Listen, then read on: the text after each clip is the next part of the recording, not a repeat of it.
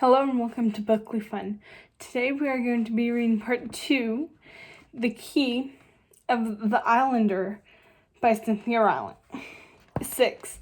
2 weeks later, our island was hit by a great storm. We had been warned it was coming, and of course we knew, without the warning, that terrible weather was on its way.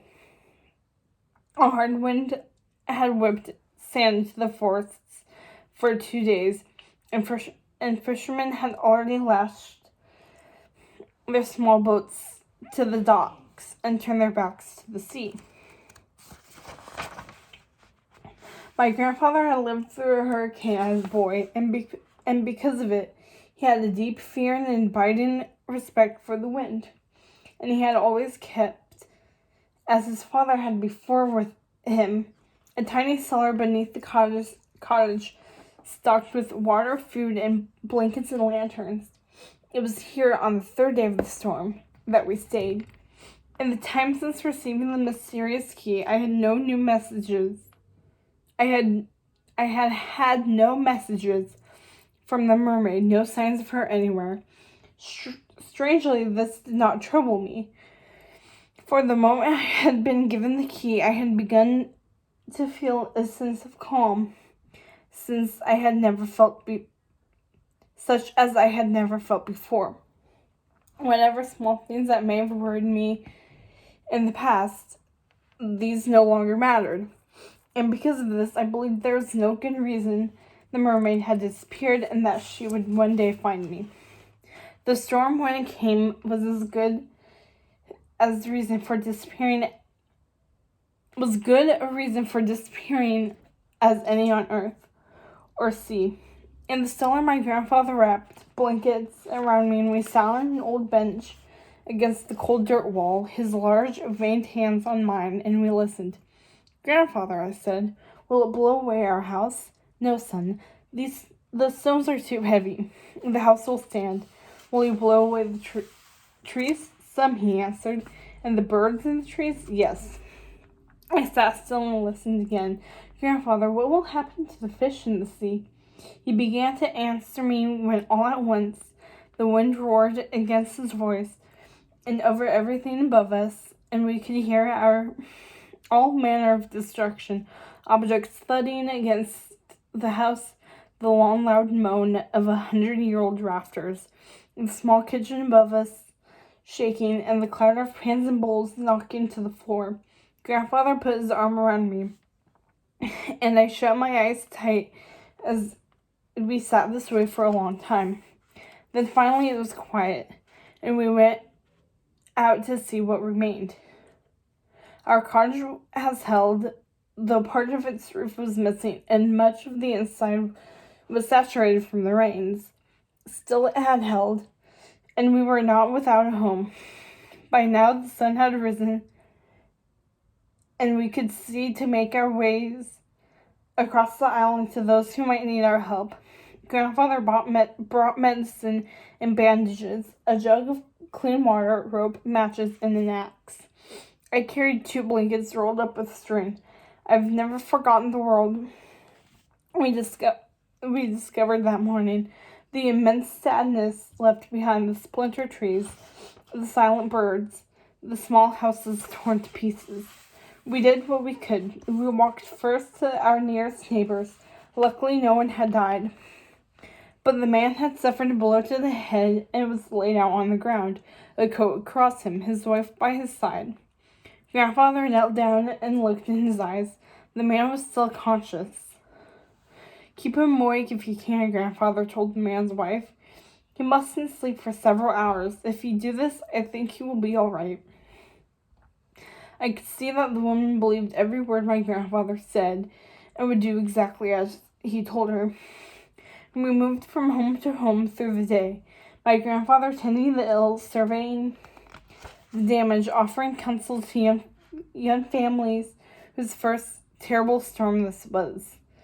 And as the hours passed, color eventually began to return to the islanders' stricken faces, and a feeling of joy at just being alive floated in the air. The sun shone bright and the sky was a sharp crystal blew, and by afternoon, even birds flew again.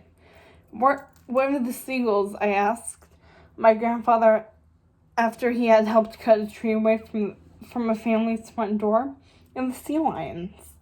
Grandfather gave a deep sigh. There will be animals on the shore today that didn't survive the storm, and more will be washed up. Suddenly my mind whirled.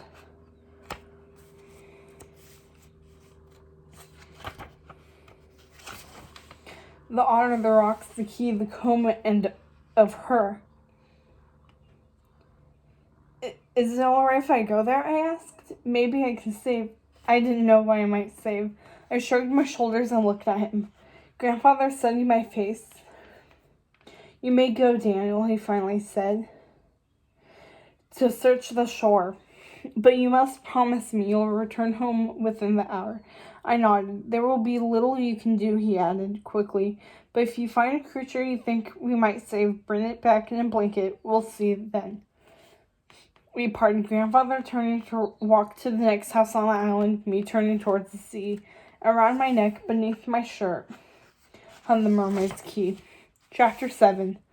I was 10 years old when I walked the shore after that storm, and I had been an orphan for 3 years. My parents' small plane had gone down into the sea, and it was never recovered. And because I did not ever see them dead, I think that I never completely believed they were. Death had not convinced me. But after the storm, stepping over the bodies of so many lifeless gulls, puffins, sandpipers, plovers, and even 2 small sea lions, I finally believed in death, and for the first time I was certain my parents were never coming back. It is too sad to say how it all looked. I did not know what to do with each lifeless creature I came upon, so I simply knelt down and placed my hand on each one that I found, then walked on. I thought when I first arrived at the beach that I had come to look for the mermaid. I had been afraid for her, afraid she too had been thrown lifeless into the sand. But as I walked and looked and understood, I did not worry for her at all. For I knew that the creatures that lay all around me were as real and mortal as I. I understood their frail bodies, their small beating hearts suddenly silenced. And I knew somehow that she was not one of them. She was not one of us. I resolved to find at least one living creature that I might save before returning to my grandfather, even if I had to stay longer than promised. I found 2. I had been walking for perhaps 30 minutes when I neared a large mass of driftwood, seaweed, and rocks. And as I drew closer, a startling thing occurred. The key hanging around my neck began to vibrate, just as the comb in my hand had vibrated many days before. With each step I took toward the pile of debris, I felt the vibration stronger against my chest. Putting my hand over the key, I stopped and listened. As I heard something stir under a large piece of driftwood, I stepped carefully onto a boulder so I might get a closer look beneath the log. I found Pelican, alive. It was stunned and its eyes were closed, but with the last bit of strength it possessed, it was trying to flap its tired wings and free itself. I unrolled one of the blankets I was carrying and carefully laid it over the bird. Then gently I picked it up, soothing it with my voice, and I fashioned the blanket into a large pouch, tied at the top so I might better carry the poor fellow home. The bird struggling quieted, and it seemed content to go with me. I walked perhaps another 30 to 40 minutes along the shore, looking for any other creature I might carry home. I felt certain Grandfather could save anything I might find, but I saw no others, and the key around my neck no longer vibrated. Then, just as I began to turn back, the key moved again, and with each step I took, the stronger its motion became. And I found beneath a heavy mass of seaweed another pelican still breathing. This one I wrapped into the other blanket. I carried the birds home, and when Grandfather finally returned, I did not tell him about the key, nor did I speak of the dead creatures I had witnessed. I simply led him to the closet where I'd settled the pelicans together on an old coat on the floor. I helped him lift them out, and I watched as he carefully splinted the wing of one and medicated the injured eye and leg of the other. Then we settled them again to rest. Closing the closet door, Grandfather smiled at me. "You're a good boy, Daniel." And at that moment, something changed between us. I felt almost like a son. Instinctively, I placed my hand over the hidden key. Chapter 8.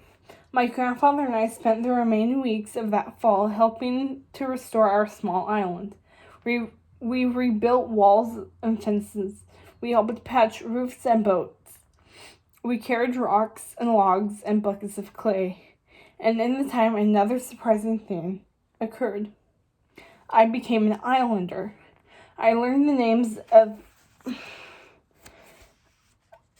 of many of the families who lived in the small houses of Kokili. Young husbands, wives, grandparents, babies, children. Many learned my name and came to know me well enough to tease me affectionately or pat me on the shoulder or rub their knuckles softly on my head. I still found no one my own age whom I could call a real friend, but I found a community. And then I discovered another thing, that I had a gift with birds. The 2 pelicans I brought home after the storm were not the last birds my grandfather and I nursed back to health. Every several days or so, I would be out somewhere on the island. Suddenly I would feel the Mermaids Key vibrate against my chest. I would stop and listen. Sure enough, I would find an injured bird hiding in the grasses or shivering in a bush. Soon it became apparent to my grandfather and me that we were going to run out of closet space if I continued coming home, with plovers and seagulls rocked in my jacket. So together we built an aviary out of lumber and chicken wire, and we made nests and cages from lobster traps and netting. We found ourselves with a small bird sanctuary. And very soon I learned that I could calm a distressed gull with my voice, could touch a puffin and convince it to trust me, could splint and bandage and clean any sort of winded creature I found and do it well. Always it was the Mermaid's Key which would lead me to these creatures that needed my help. The key vibrated no other time than when it alerted me to an injured bird. And I began to think that this was the key's only purpose. I was wrong. In early winter, the wind turned cold and the rains began, and all the islanders moved indoors to their heavy sweaters and warm fires. I saw less and less of our neighbors as Grandfather and I spent more time reading or warming a sick bird by the stove. And then one evening,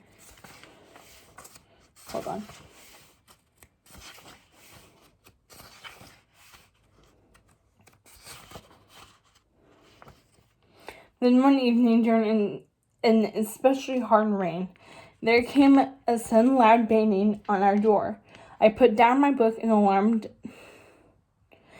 alarmed, followed Grandfather to see who was there. It was David Mills, who lived perhaps 10 miles from us. "The Bunchmans have lost their little girl," he said, gasping, the rain dripping off the hood of his jacket and onto his face. "She wandered off it, and it's been 4 hours, no sign of her. They need people to help search."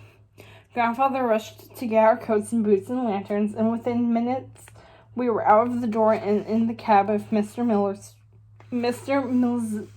Mills's truck. Grandfather and I did not know the Bunchmans well, for they lived at the farther tip of the island. And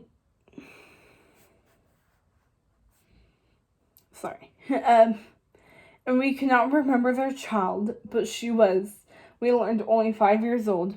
She had been on the porch after supper watching the rain, and in the time it took her mother to go inside and pull a cake from the oven, the child was gone. Now it was nearing 10 o'clock. The temperature was dropping, the rain was turning to sleet, and the forests were completely dark. A panic moved across the island. Everyone had headed out with flashlights, lanterns, dogs.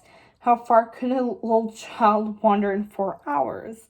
And in what direction? Toward the sea and its cliffs? Or deep into the woods that extended for miles? When we arrived at the Bunchman house, we could see small reflections of lanterns moving in the surrounding trees. Mrs. Bunchman stood on the porch, her hand across her mouth, her face tight and anxious. Grandfather and I jumped out of the truck. Should we split up? I asked him. He thought for a moment. No, let's stay together. He said, we don't need 2 lost children tonight. He looked toward an area of the woods that was not yet lit with searchers. We'll head there, he said. We began walking. It was slow going, for there was no moon that evening to help light the way, and the firs stood thick in our path. The big storm at summer's end had left fallen trees and branches everywhere, and picking our way around those was very difficult. Unless the child called out and was heard, it seemed impossible anyone would find her, at least not until daylight, and the night was getting colder. I don't know how long Grandfather and I had been searching, perhaps an hour or more, when suddenly something familiar occurred. The key I wore began to vibrate. I put my hand to my chest. Grandfather said, she's near here. Grandfather raised his lantern to my face. How do you know? He asked. I just know, I said. I had never told him about the key. I had decided never to tell anyone. She's here, I repeated. I turned and made my way a few steps to the left. The vibration grew weaker. I turned in the opposite direction as I walked. The key's movement grew stronger. She's here, I said again. I'm sure of it. I stepped carefully over logs and branches, around thick undergrowth, and through heavy ferns. Grandfather was following me. Now the key vibrated so strongly I could almost feel it echo through my chest. I stopped and carefully swung my lantern in a slow circle. And there, beneath some bushes at the base of a rotting pine, was the girl. Her eyes were closed. Oh, my heaven, I heard my grandfather say. I held both lanterns as he lifted her up in his arms. The child's lips were blue. Hypothermia, said Grandfather. We have to get her back, quickly. He removed his coat and wrapped it around her. Grandfather, you'll be sick, I said. I'll be fine, he answered. Hurry. And we did. We got the child home, where the local nurse was waiting, and as Grandfather and I stood at the end of the bed, we watched as she tended the girl. Mr. and Mrs. Bunchman were at either side, tears on their faces. After a short while, the girl regained consciousness. Slowly opening her eyes, she looked at her mother's face, and then her father's face, and she smiled.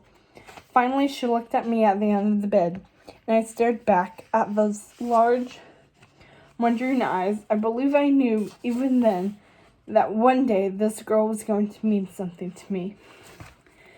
And with that, remember to like, subscribe, and comment.